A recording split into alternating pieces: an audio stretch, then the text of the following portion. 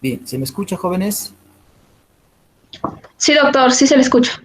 Gracias. Buenas tardes. Hoy, 24 de abril de 2020, damos inicio al curso de Derecho Penal General en la sección A. Tenemos clases desde las 12:20 hasta las 13:10. La delegada es la señorita Diana Mermachoque. A ver, pregunto, Susan Francesca, ¿en qué nos hemos quedado la clase pasada? En las fuentes del conocimiento del derecho penal. Ya. ¿De qué fuentes hemos hablado, señorita? Solo hemos hecho, nos dictó el título y de ahí de revisar el artículo 22 de la ley orgánica. Ya. Entonces, ya hemos terminado de hablar de las fuentes, a ver qué nos dice Luis Ángel Ramírez. Luis Ángel Ramírez, por favor, ¿qué nos dice?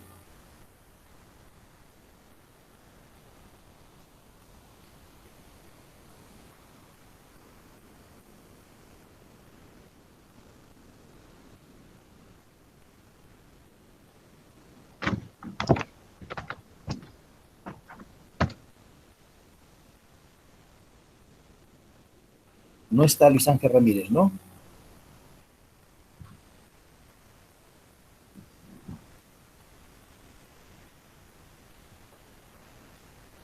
Bien. ¿El delegado nos puede indicar en qué nos hemos quedado? Sí, doctor. Buenas tardes, compañeros, todos. Hemos hecho el día de ayer el objeto, el derecho objetivo, Objetivo y el subjetivo, subjetivo. subjetivo.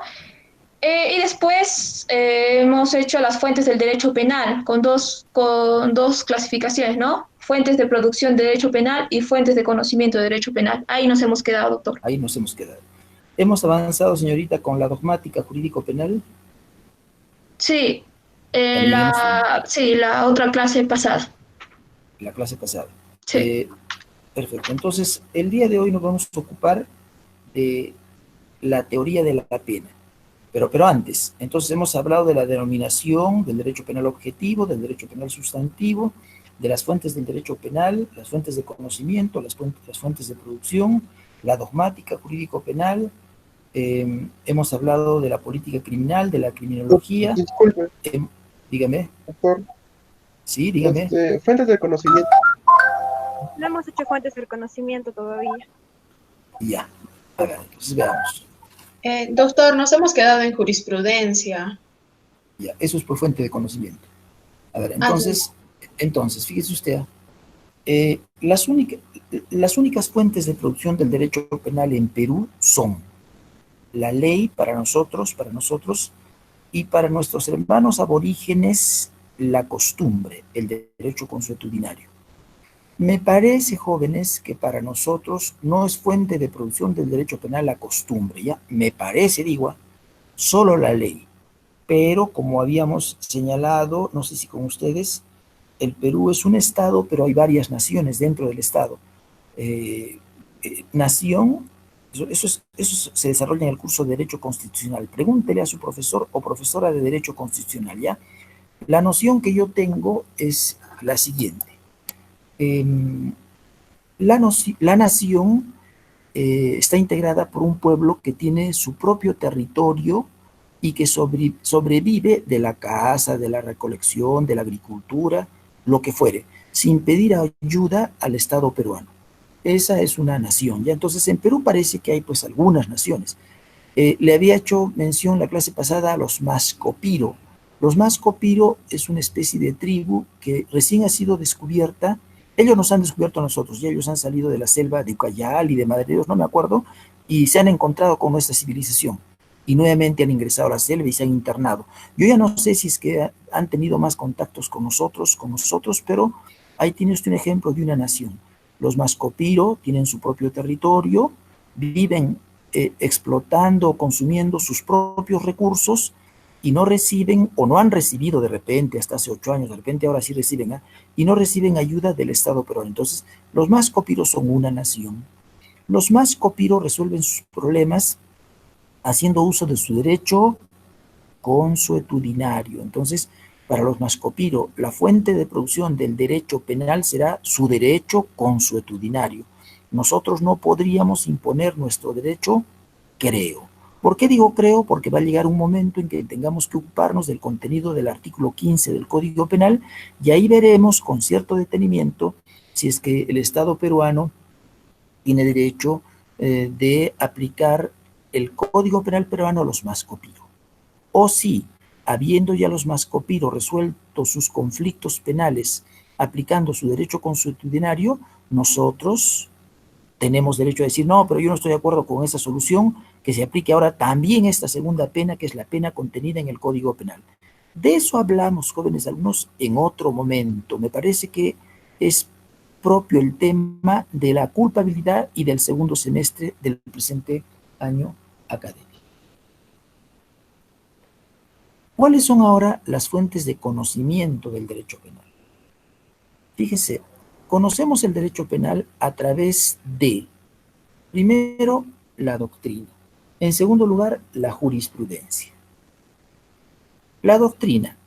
La doctrina es la dogmática jurídico-penal. Los juristas, hay muy buenos juristas, ¿no es cierto?, se han preocupado por escribir libros de derecho penal, cursos de derecho penal, tratados de esta misma materia, en los que se nos indica con lujo de detalles cómo es que deberíamos interpretar las leyes penales. Incluso han construido instituciones que luego otros penalistas, otros juristas, otros dogmáticos han adoptado en sus propias obras y las han difundido en las universidades. De estas instituciones he hecho referencia a la clase pasada, por ejemplo, el error de prohibición, el error de tipo, la determinación culturalmente condicionada, la no exigibilidad de otra conducta, la legítima defensa, el estado de necesidad, el miedo insuperable, etcétera, etcétera, etcétera, etcétera, instituciones de las que vamos a hacer mención durante todo este semestre y el próximo semestre. Nosotros vamos a conocer cuáles son las construcciones dogmáticas más importantes de los juristas. Muy bien. Pero lo que diga Belcel, Jiménez de Azúa, Zaffaroni, Guzmán Dálvora, Cerezo Mir, que son grandes penalistas, ¿no es cierto?, Klaus Roxin, que son grandes penalistas. Por más sapientísimos que sean los libros que han escrito y por muy sesudas que sean sus interpretaciones, nunca pueden ser fuente de producción del derecho penal. Usted, cuando sea juez o fiscal, no podrá decir te condeno porque Zaffaroni dice que te condenen en la página 111 de su manual.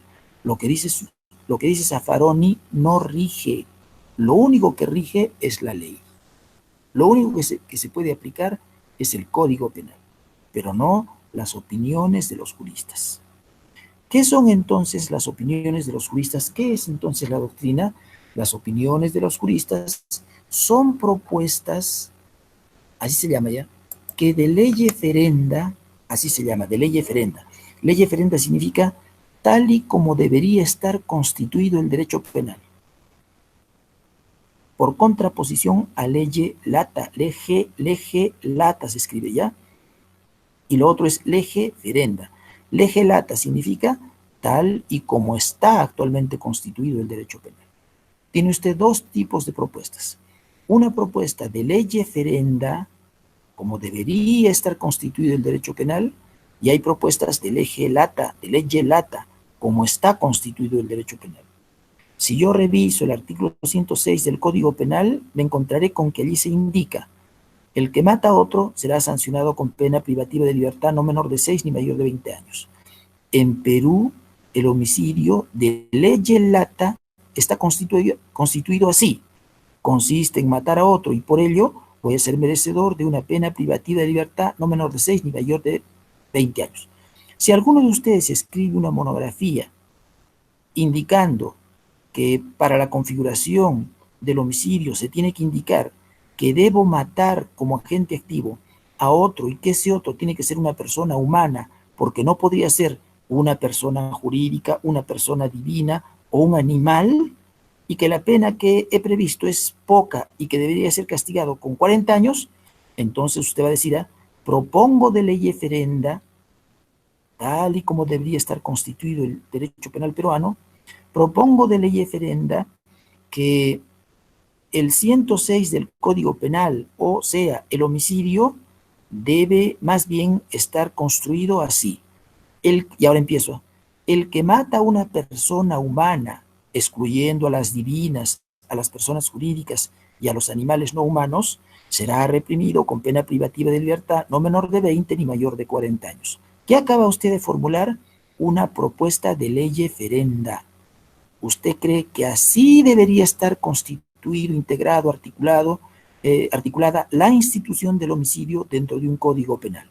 Entonces, distinga usted claramente las propuestas de ley eferenda, que es lo que hacen los juristas a través de la doctrina, y las propuestas de ley lata, que es lo que ha hecho el legislador en el Código Penal. La propuesta de ley lata implica o significa tal y como está constituido el derecho penal. La propuesta de ley eferenda significa como debería estar constituido el derecho penal. ¿Qué hace la doctrina? La doctrina propone modificaciones a la ley, pero esas propuestas no rigen, no tienen mucho valor, tendrán pues valor teórico. Nosotros sabemos que estos grandes juristas saben muchísimo más que aquellas personas que han hecho los códigos penales, porque los códigos penales los han hecho los congresistas, y los congresistas no tienen estudios de especialidad en derecho penal, o no todos, o la mayoría no tiene, ¿no es cierto? Entonces, como es producto de la mayoría, el Código Penal tiene propuestas de ley lata, pero que seguramente pueden ser cuestionadas, criticadas, revisadas por los juristas en sus obras de doctrina, en sus manuales, sus tratados de derecho penal, donde figuran propuestas de ley eferenda. Ellos dicen, esto dicen los códigos penales, pero debería decir el Código Penal cosas distintas en lo tocante a este punto, aquel otro punto, esta institución, la otra institución. Los doctrinarios, los teóricos, saben muchísimo derecho penal, pero no tienen poder. Si quiere el juez y el fiscal sigue las propuestas de ley eferenda formuladas, elaboradas por estos juristas, y si quiere las desecha, porque para el juez y para el fiscal, creo, la única fuente de producción del derecho penal tiene que ser y es la ley. Punto aparte. Otra fuente de conocimiento, se dice fuente de conocimiento porque si usted quiere conocer el derecho penal tendrá que estudiar la ley en primer lugar, pero luego también tendrá que estudiar la doctrina, porque ahí se conoce cómo se interpreta la ley en Perú. Pero otra fuente de conocimiento es la jurisprudencia. Le decía el día de ayer, y si no corríjanme, que los jueces dictan sentencias, fallos, resoluciones, y que si la sentencia es emitida por la Corte Suprema de la República, y más específicamente por la Sala Penal de la Corte Suprema de la República, no tiene que ser la Sala Civil, ni la Sala Constitucional o Laboral, no, tiene que ser la Sala Penal. Y si la sentencia la dicta la Sala Penal de la Corte Suprema de la República, eso hace jurisprudencia o es jurisprudencia. Bien. Profesor Julio, a mí me interesa estudiar las sentencias de la Corte Suprema para saber cómo es que se entiende el derecho positivo en Perú por parte de los jueces. ¿Está bien? Le contesto, está muy bien, claro, porque la jurisprudencia es fuente de conocimiento del derecho penal, porque la jurisprudencia no es fuente de producción de derecho penal. Entonces, está bien que usted sepa cómo es que los jueces entienden la ley y cómo es que resuelven los conflictos que se les plantea. Por último, recuerde que hemos conversado con usted en torno al artículo 22 de la Ley Orgánica del Poder Judicial. Entonces, en este momento me gustaría conversar con algunos de ustedes sobre este aspecto, pero antes estoy leyendo que me han enviado mensajes. Dice, fuentes de conocimiento, Adrián Ricardo Araujo, claro, ahí me quedé, ¿no es cierto? Diana Virginia dice, la costumbre. José Fernando dice, hace poco mataron a un comunero en Madre de Dios. Y Diana Virginia dice, no se aplican en el Código Penal. Bien, a ver, conversaré. Tengo en mi pantalla el nombre de Annie Heidi Salamanca Acuña. No, se abandonó, dice, se fue, ¿no es cierto? Bueno, pero queda todavía Alison Brenda López Caballero. Sí, doctor, buenas tardes. Buenas tardes, señorita. Ayer hablamos del artículo 22 de la ley orgánica del Poder Judicial, Claro, que, comente, ¿qué tiene que decir? que dice que todas las sentencias dictadas por la Corte Suprema de la República son de obligatorio cumplimiento, o sea, por todos los jueces, ¿no? Claro. Y hay del juez que se aparte de ese criterio, ¿no? Porque la Corte Suprema de la República. Pero si esto es así, nos dijo que también es de obligatorio cumplimiento y todos los jueces que son los que ejercen el jus ponendi o aplican Sí. las sentencias, Sí. entonces tienen obligación de acatar lo que diga la Corte Suprema. Pero Claro. también nos habló del artículo 22. Si este artículo 22 de la ley orgánica nos dice, también nos dijo que había una contradicción, ¿no? Con el artículo 2 del inciso 24 y la letra de la Constitución, porque lo que decía esto era que la ley orgánica del Poder Judicial es diferente y contradice lo que la Constitución nos dice, cuando indica que la única fuente de producción del derecho penal sería la ley. Entonces, ahí hay un tipo de contradicción, ¿no? Y cuando entra en conflicto, a quien le haríamos caso en todo caso, sería la Constitución. Entendí. Bien. Perfecto. Pero entonces, eso piensa la señorita, ¿no es cierto? Eso es su manera de pensar. Pero, ¿y usted cuando sea juez y se encuentre con que siendo juez hay un artículo 22 de la ley orgánica del Poder Judicial que le dice claramente que hay que acatar lo que señala la Corte Suprema? ¿Qué va a hacer? ¿Va a acatar siempre? Porque si no la echan del Poder Judicial, usted tiene que acatar, pero ¿qué objeciones se puede oponer a la jurisprudencia? Mira, usted está llevando el curso de Derecho Constitucional. Hay un artículo en la Constitución que indica que las leyes que son contrarias a la Constitución pueden ser declaradas inconstitucionales. Sobre este aspecto, converse con su profesor o profesora de Derecho Constitucional, ¿ya? Repito, de todas las disposiciones que regulan nuestra vida en Perú, las únicas que pueden ser declaradas inconstitucionales son las leyes. Bien. Pero no se puede declarar inconstitucional una sentencia. ¿Qué pasaría? Espera usted. ¿Qué pasaría, señorita, si la Corte Suprema dicta un fallo, una sentencia, y esa sentencia no es constitucional? Le contesto, cosa poco probable, ya sé que no lo va a hacer seguramente. Mira, lo que le quiero decir es lo siguiente.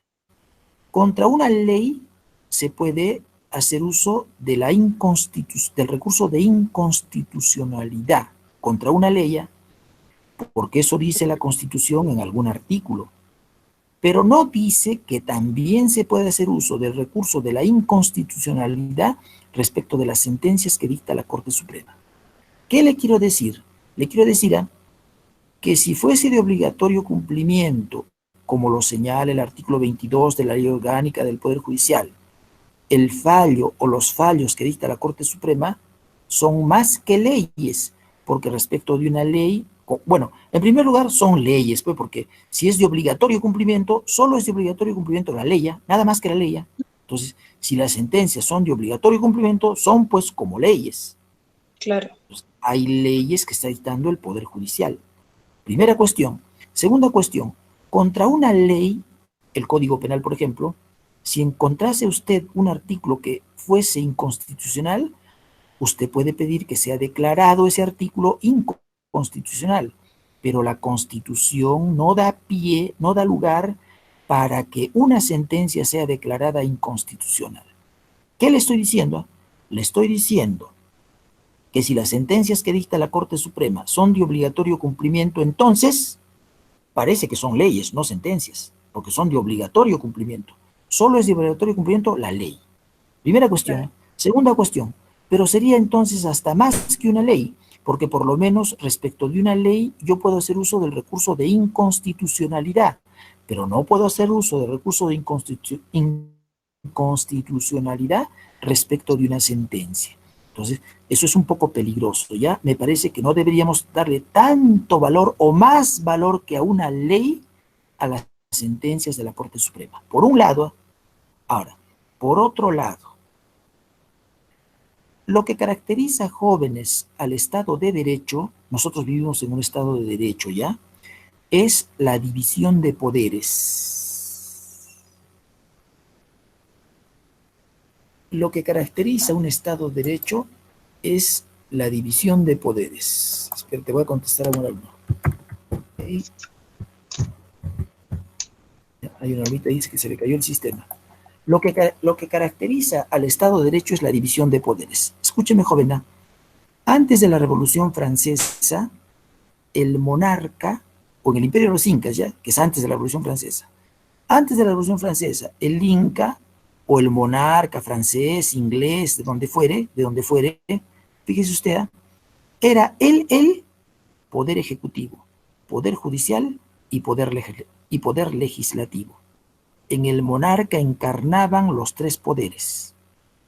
El rey administra justicia, el rey hace de poder ejecutivo y el rey dicta leyes. Y mejor todavía el emperador, que es más que el rey. Bien, ¿qué ha pasado después de la Revolución Francesa? Después de la Revolución Francesa sucumben casi todas las monarquías y sucede que se institucionalizan los estados de derecho. Perú es un estado de derecho. Lo que caracteriza al estado de derecho democrático, con mayor razón, es la división de poderes. El presidente vigente no podría ser representante del poder ejecutivo. Además, dictar sentencias y enviar a la cárcel a las personas. Y luego dictar leyes, porque para eso existe el poder judicial que se encarga de dictar sentencias y el poder legislativo que se encarga de regular o de dictar o emitir leyes.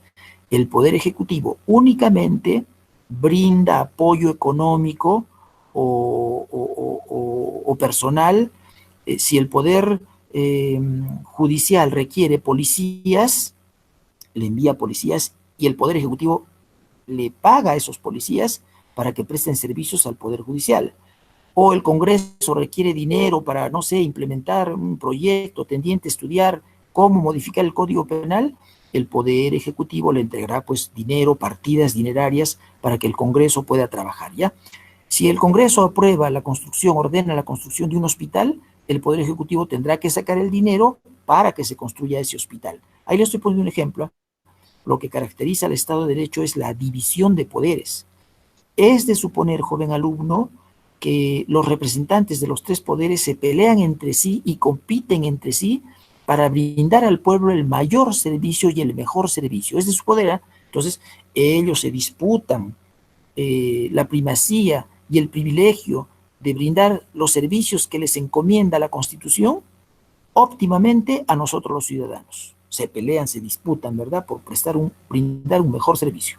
Luego, hay división de poderes porque un poder controla al otro y viceversa. Entonces, entre ellos se controlan. El Congreso llama a los ministros al seno del Congreso y, claro, los investiga, les tienen que rendir cuentas o lo que fuera. Y el Poder Ejecutivo, a su vez, puede disolver el Congreso. Y, en fin, entonces, lo que caracteriza al Estado de Derecho es la división de poderes. Bien, ¿qué pasa si nosotros pensásemos que las sentencias que dicta la Corte Suprema son fuente de producción del derecho penal?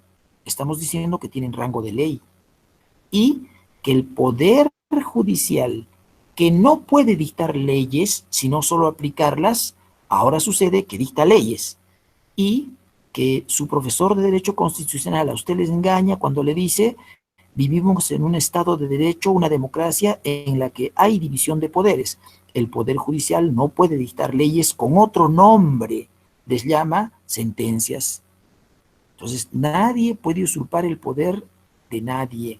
Cada uno es autónomo. El Perú es un Estado, pero de derecho en el que hay división de poderes. Si usted cree, y puede creer, a mí no me importa, no es requisito para aprobar el curso, que usted siga lo que yo le estoy diciendo. Si usted cree que la jurisprudencia es fuente de producción del derecho penal, entonces está usted admitiendo que la jurisprudencia es como una ley. Y yo le demostraba, es más que ley incluso, porque no se puede solicitar la inconstitucionalidad de una sentencia. Luego, esto genera problemas con la división de poderes o con la democracia, porque una democracia se caracteriza porque hay división de poderes. Y sucede que usted está diciendo que la jurisprudencia que dicta el Poder Judicial es como una ley o más que una ley, y por lo tanto que ese es el camino correcto para regular las conductas o resolver los conflictos, etcétera, etcétera. Pues bien, entonces ahí tenemos que el Poder Judicial es capaz de dictar leyes, cosa que solo corresponde al Congreso, pero con otro nombre. Estas leyes se llaman sentencias. Bien, a ver, hay una pregunta que me hace Heidi Calderón. Me dice, profesor, entonces podría decirse que las sentencias tienen fuerza de ley, pero no rango de ley. Yo creo que las sentencias se emiten para que se cumplan, pero no les veo, no quiero vincularlas a las leyes, ¿ya? Las sentencias tienen que ejecutarse. El Poder Judicial dicta una sentencia y el Poder Ejecutivo se encargará de ver cómo lo ejecuta. Si el juez requiere el auxilio de la policía para que la policía capture al delincuente, el Poder Ejecutivo envía a los policías que pide el juez. Estos policías, claro, reciben sueldo del Ejecutivo, del Estado, capturan al delincuente y lo llevan a disposición del juez, y el juez ya lo entrega al establecimiento penal de Socabaya.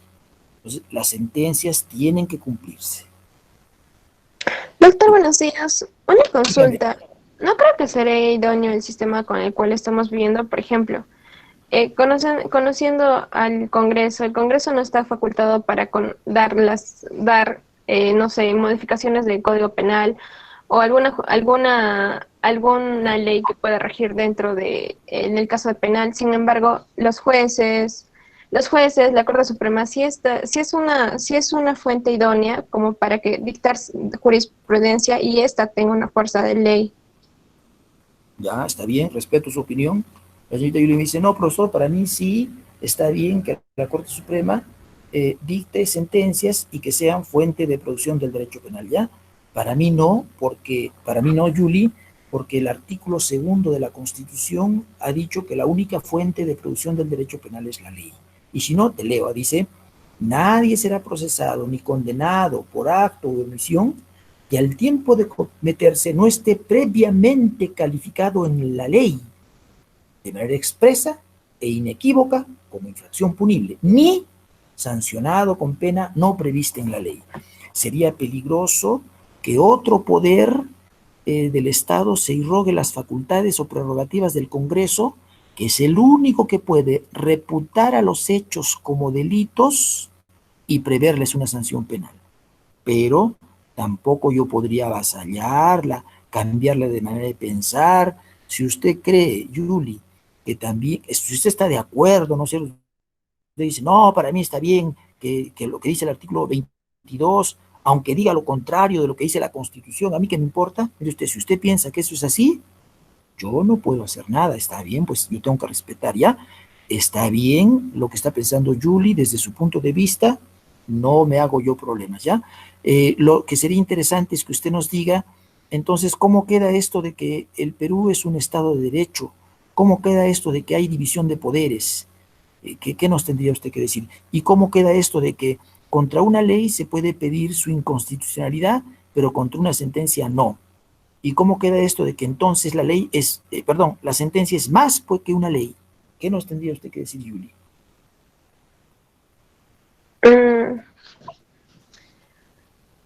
Pensándolo bien, doctor, creo que sí, pero considero que existe todavía un vacío, porque estaría disconforme si es que, por ejemplo, yo pienso que si es que al vivir nosotros en un Estado de Derecho, se protegen los derechos fundamentales, y los derechos fundamentales están basados en los derechos humanos.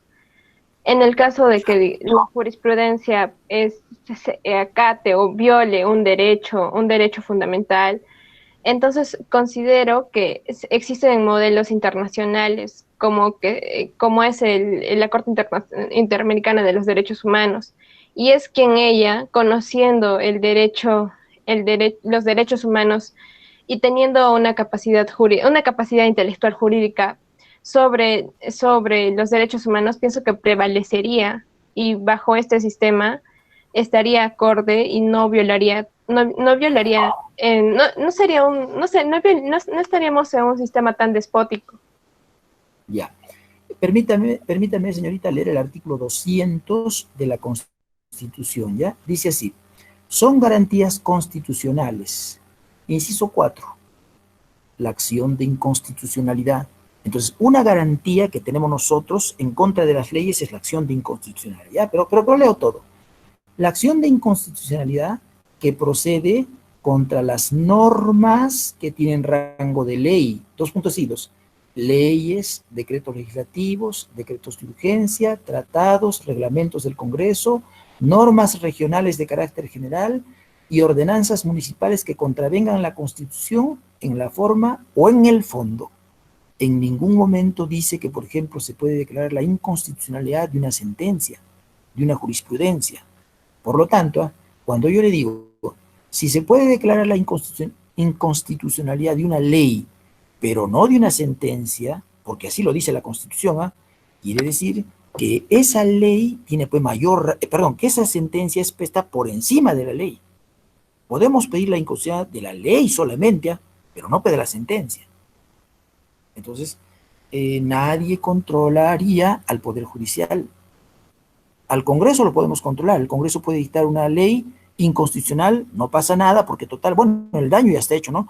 Pero total, podemos pedir la declaratoria de inconstitucional, nos vamos al Tribunal Constitucional, y el Tribunal Constitucional dice, esa ley es inconstitucional, ya no rige esa ley, se acabó, se anuló. Pero usted no puede ir al máximo tribunal de control de la Constitución, que es el Tribunal Constitucional, frente a una sentencia, porque, es decir, no puede ir al Tribunal Constitucional para pedir que sea declarada inconstitucional, ¿ya? Entonces, esta es una ley que da la impresión, esta es una sentencia, una jurisprudencia, un fallo, que parece que tiene mayor rango que la ley y en grado tal que ni siquiera podemos pedir su inconstitucionalidad. Eso es lo que yo le decía, ¿ya?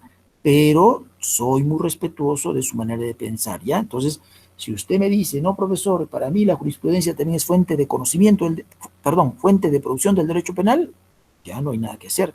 Pero pidamos una modificación al artículo 2 de la Constitución que está diciendo lo contrario. Está diciendo la única fuente de producción del derecho penal es la ley. Entonces habría que agregarle punto y coma, contando también con la jurisprudencia. Y ahí terminamos.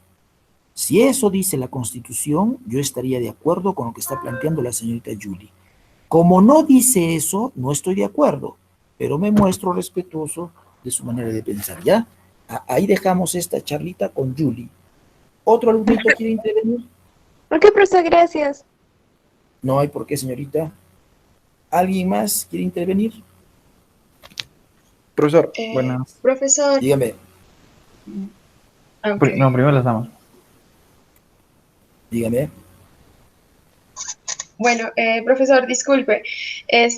Hace poco nos había mencionado, ¿no? La propuesta de ley Ferenda, ¿no? Que nos dijo que era como debería estar. Entonces, mi pregunta es, ¿esto sería hacer política criminal, en todo caso? O si no es, Claro, ¿en qué, claro.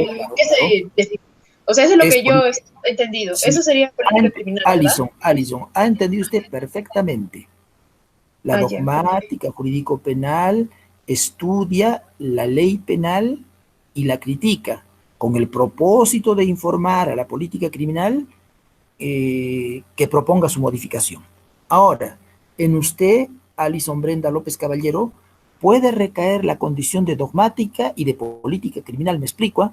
Usted es tan conocedora, tan versada de todas la enciclopedia de las ciencias penales, o de gran parte, ¿no es cierto?, que es usted tan buena jurista que puede usted incluso proponer, porque se da usted cuenta, después de haber estudiado la institución jurídico-penal correspondiente, cuáles son las falencias. Entonces usted dirá, dado mi estudio, mi monografía, mi tratado de derecho penal, mi monografía sobre el aborto, lo que fuere, propongo que se modifique el artículo 114 del Código Penal que regula el aborto en los siguientes términos. La condición, la calidad de persona bien formada que conoce dogmática jurídico-penal no impide que además sepa política criminal. Entonces, es como usted me está diciendo ya. Proponer una modificación, profesor, de una ley es parte de la política criminal. Estoy completamente de acuerdo con usted, señorita Alison. Ok, gracias, doctor. Muy bien. Profesor, buenas tardes. Dígame, Julián. Profesor, una pregunta. ¿Por qué cree usted que los dogmáticos, los juristas, no adquieren ese poder para ser ellos los que, por así decirlo, elaboran el Código Penal? ¿No cree que sería mejor? No sería mejor. Mira, le agradezco, señor Julián, porque la Constitución le está diciendo a usted, mira, el derecho penal es la rama más cruel de toda la carrera que tú estás estudiando. Con el derecho penal se mata personas. Con el derecho penal se encarcela personas de por vida o no de por vida. Con el derecho penal les quitamos sus bienes. Con el derecho penal, si encarcelamos a una persona, dejas a su familia desamparada, los hijos tienen que abandonar la escuela, no tienen ni qué comer, se mueren de hambre. La mujer, acaso, no en todos los casos, se busca otro marido, le pone padrastro a los hijos, se disuelve la familia, todo un problema. Se modifica sustancialmente la vida familiar.